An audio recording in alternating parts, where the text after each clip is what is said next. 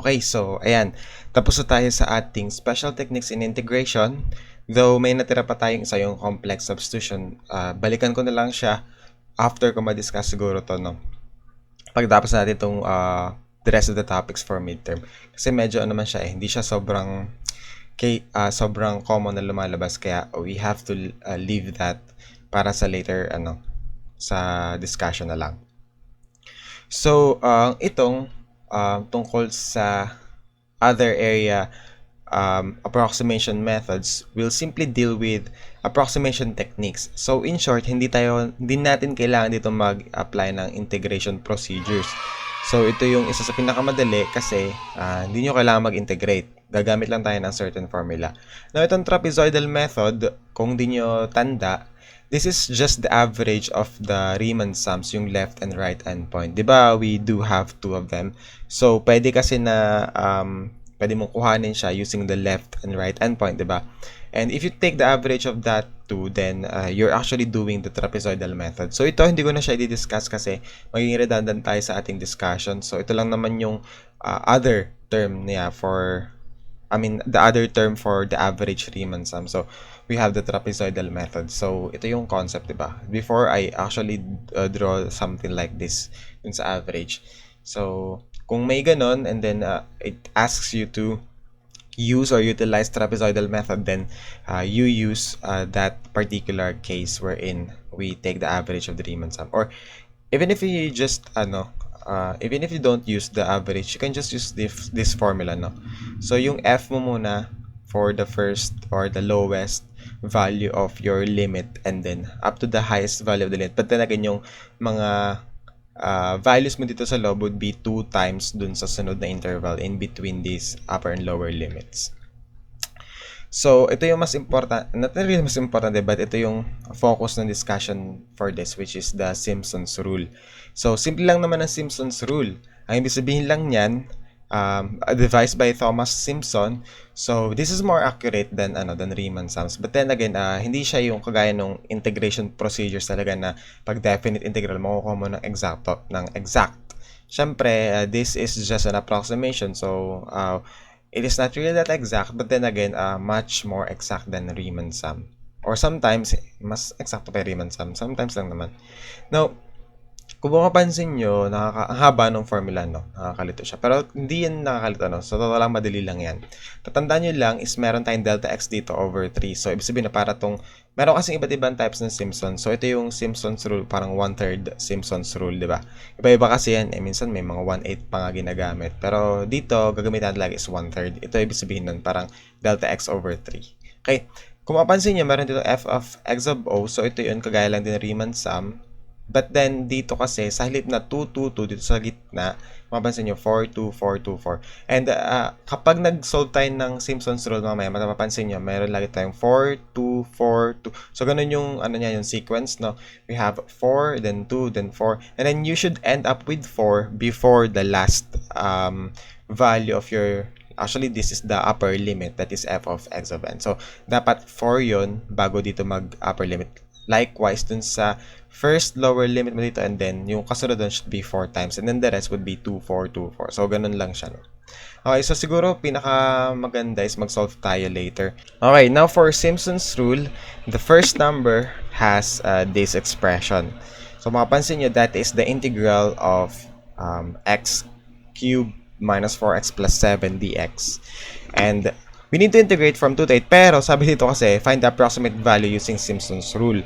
So, hindi tayo mag-integrate talaga dito actually in definite integral, but we'll be utilizing Simpsons Rule. So, again, sabi natin, yung Simpsons Rule, yung approximate answer dito would be that yung delta x over 3, and then f of x sub o plus 4 f of x sub 1 plus 2 f of x sub 2, and then blah, blah, blah, and then 4 f of x n minus 1, and then plus f of x sub n.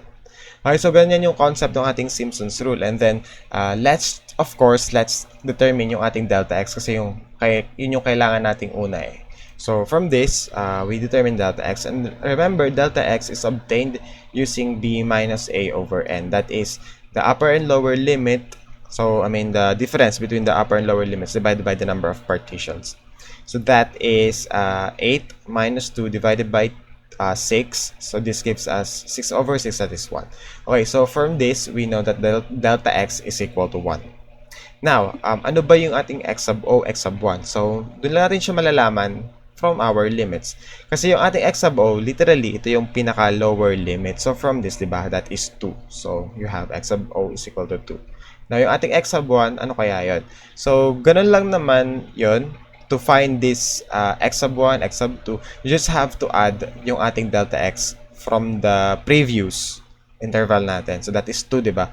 So, from this, ang x sub 1 would be 3. And then, of course, kung meron kang x sub 2, that would be 4 kasi plus 1 lang ulit. X sub 3 would be 5. Okay, and then x sub 4 is equal to 6. And then x sub 5 is equal to 7. And then x sub 6 would be equal to 8. And then you have to make sure, so burahin ko na to ha, kasi alam na naman natin yan. So you have to make sure na kapag binilang natin itong mga x values natin, that would be 7. Bali para siyang n plus 1. So that's 1, 2, 3, 4, 5, 6, 7. Correct. Or you could just use or check dun sa ating sub nung x. So kung ano yung number of partition, that would be the parang ending nung ating or subscript nung ating last x. Okay. So pwedeng yun yung concept. But then again, basta lang siya n plus 1 number of not really the number of partitions, but yung mga points na kailangan natin. That's just n plus 1. Kasi remember, we're talking about the intervals here. So, parang, ang count ito is 2 to 3, that's 1 interval. Then, 3 to 4, that's 1. Then, 4 to 5. So, pag binilang nyo yan, para siyang, 6 lang. Okay? So, ano meron pag nakuha natin to? So, since nakuha na natin itong mga value na to, and then, lagyan na lang siguro natin dito, delta x is equal to 1. Pwede nating hanapin yung kanyang integral using Simpsons Rule. So, this would be approximately equal to delta x over 3, that is 1/3 times. So, the important thing that we need to remember here is that yung una natin would be f of x sub o. That is, you have to substitute yung ating 2 dun sa original equation. So, I'll be using my calculator here. Okay. So, mapapansin nyo, kita nyo naman siguro yung calculator. And then, I'll just use, yung equation. Ay, ba't ayaw nito? Okay. So, I think I'll just be using yung, natin, x cubed minus 4x. So, yung ating, dito, x cubed minus 4x. So, pwede nyo itong gamitin, ha? Since, lamang tayo, Simpsons Rule lang naman tayo. So, okay lang yan. Okay, and then to determine this, sabi natin, ang una natin is f of x sub o based on sa formula natin. So kung ganun lang, I just have to substitute yung ating 2 dito sa ating equation na to. So from that, I'll just press solve and then press 2. So that is 7. Therefore, the answer from this would be 7. Okay. And then sabi yung sunod natin, plus 4 times kung ano mang value na makukuha natin sa f of x sub 1. That is, of course, when x is equal to 3. So, gawin natin siyang 3 for now. Ay, sorry. Okay. So, from this, we have 22. Positive 22. Okay. So, that is 22. And then, yung sunod sabi sa atin is 2 times f of x sub 2. So, that is, gagawin naman natin siyang 4. So, you'll be doing this step up until you end up with yung last dito. Ayan, wala na yung calculator. Sorry. So, calculate ko na lang siya sa mano-mano ko dito, no. Yun yung problema dun nagka-crash siya bigla. Anyway, so for 4, we have 55. Okay. So 55 to. Wait lang This is 55. And then how about x sub 3, which is equal to 5. So, we have 112. So, ngayon, hindi na siya 2, kundi 4. So, parang palit-ulit lang kayo dyan. 4, 2, 4. And then, sunod mo ulit is 2. So, kapag naman f is equal to, your x is equal to 7, then your answer, wait lang, may naskip ata ako. 6, tama ba? So, yun. Pag 6, siya is 199. And then, yung sunod mo ulit is 4. Okay, so 4. And then that is 7, so 322. And then finally, so huwag nyo kakalimutan to, sa last is hindi mo nalalagyan siya ng 2 kundi f of ano na lang, f of x sub n. So that is just substitute yung 8 and then the value would be 487. Okay, so hopefully nasundan nyo yun, 4, 2, 4. And then, kung mapansin nyo, laging ang katabi ng first would be 4 dito. And then, bago siya mag-end, 4 din ang kakatapusan niya. So, ito is 2, 4, 2. So, wala tayong problema dun sa gitna. Basta, we have to make sure na yung bago mag-end would be 4 and then 4 din siya after nung first, x sub o natin or yung first value natin of the limit or lower limit. So, you can just, evaluate this and the result of this, syempre, i-multiply mo yan, just divide this to 3. So, ganon. Times natin siya sa delta x, but delta x is just equal to 1. So, let's just divide this by 3. So, ang answer nito would be 942. Okay? So, actually, hindi ko na yung kinambute. Nasum ko na lang na yun na nga yung sagot. So, compute nyo, hindi naman yan. Na-check ko na rin yan naman kanina. Okay, so the answer for this problem is 942. So, hopefully malinaw yun how we use Simpsons Rule. Simple lang naman siya. Substitute lang tayo sa equation. So, I think I'll be utilizing itong number 3 para naman, mayroon tayong parang hyperbolic function, diba? So, for number 3 kasi, alam naman natin na we also have to determine yung mga x sub o, x sub 1. So, for this, alam natin delta x is equal to 5 minus 0 over 4. So, this becomes 5 over 4. So, yung ating x sub o would be 0, but x sub 1 would be what is 0 plus 5 over 4. So, that is 5 fourths.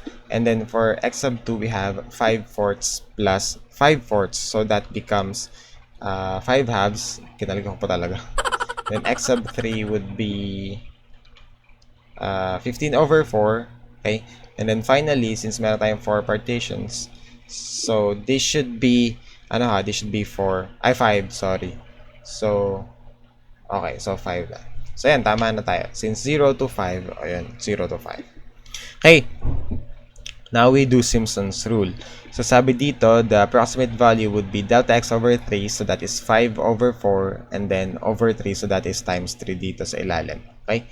And then f of x sub 0. So we know that we have hyperbolic secant 0 and then tangent of 0 squared. So diba ganyan yung mangyayari dyan. So ano ba yung value nito? So you can just use your calculator again. So hopefully di mag-crash. Okay. So, ito, na-stuck na siya dito. Wait lang Okay, so from this, paano ba natin siya ginagawa dito sa calculator? So, let's use yung secant h. So, that is actually hyperbolic cosine, but then again, that's the reciprocal. So, you can just take yung, ito sulat natin, 1 over the hyperbolic cosine of h, cosine h of x. Okay, and then tangent x squared. So that is, hindi siya hyperbolic tangent lang talaga siya. So that is tangent x, and then you, you raise this to its square. Okay? So remember, yung ating mode, this should be in terms of radian. Okay? So yan. And then you start with 0. So pwede mo na siyang i-solve. Just press calc and then press 0. Okay? Then it will should give you the answer. So from this, yung ating unang answer would be equal to 0. Okay?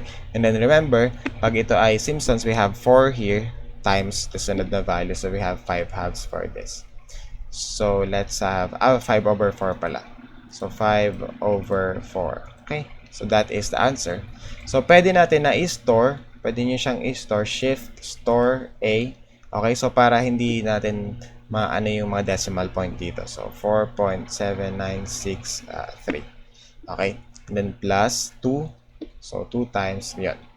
Okay, so, pag nag-store kayo, pwede naman nyo ulit, i-AC and then, press, yun, replay. Okay, so, and then, press yung left arrow. Then, you press calc ulit. Tapos, sunod, 5 halves naman.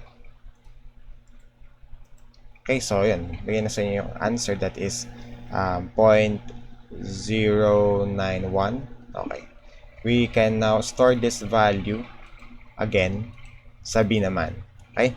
So, meron tayo sa 5 halves. So, now, next would be 15 over 4. But remember, this 15 over 4 should be multiplied by 4. Yun sa f of x sub 3. So, 4 times. So, we need to calculate this. Okay?